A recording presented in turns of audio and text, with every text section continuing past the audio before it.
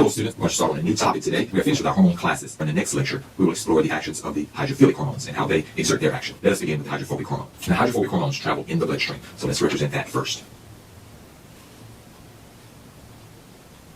We're going to use as our example two hydrophobic hormones, T3 and T4. Because they're hydrophobic, they can't travel in the bloodstream as free hormones. They have to be carried by transport proteins. Let's represent T3 and T4 in the bloodstream. Here we've represented T3 and T4 in the bloodstream. However, T3 and T4, because they're hydrophobic, they can't travel through the blood as free hormones. They have to be carried by a transport protein. So let's represent that transport protein here. The transport protein which carries the T3 and T4 is thyroxine binding protein and is abbreviated TBG. And so thyroxine binding protein is the transport protein which carries T3 and T4 through the bloodstream. Once the T3 and the T4 protein reach the target cell, they can be released from the thyroxine binding protein. So let's represent the target cell here.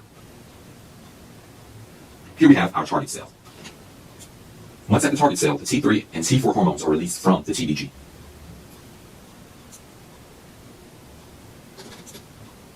Now that the T3 and T4 are released from the TBG, they can now enter the target cell.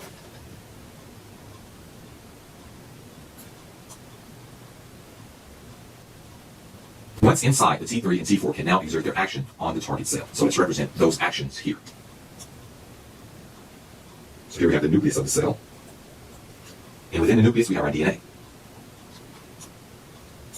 Also in the cell, we have the mitochondrion. So we have a mitochondrion here. Another element of the cell acted on by the T3 and T4 hormones are the ribosomes. So we'll represent that with one ribosome here. So these are three target organelles affected by the thyroxine hormones. And so T3 can act upon the nucleus. It actually enters the nucleus and affects transcription. And this transcription can cause the production or the synthesis of protein. So here, so T3 can cause changes in messenger RNA transcription and protein translation. T3 can affect the mitochondrion and cause changes in metabolism or energy production. And most people are familiar with the thyroid causing changes in metabolism. And lastly, T3 can affect ribosomes. And ribosomes, as was shown in the first example, affects protein translation. And so these are all the effects by T3. What are the effects caused by T4? T4 differs from T3 in that it has one additional iodine atom. So what happens here? The T4 molecule loses an iodine atom and becomes T3. And then it enters here and exerts all of the effects caused by T3. And so this is how T3 and T4 affect the target cell. Unlike the hydrophilic hormones, which attach to a receptor on the outside, these hydrophobic hormones can enter the cell and affect target organelles. So the hydrophobic hormones that I will want you to be responsible for, I will list them here. Of course, T3, T4, cortisol,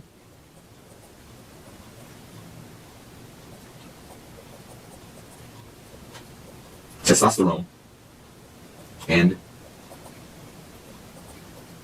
estradiol. And so these are the five hydrophobic hormones which exert their action by entering the target cell, unlike the hydrophilic hormones which exert their action by binding to a receptor found on the outside of the cell. So this concludes the lecture on hydrophobic hormone action.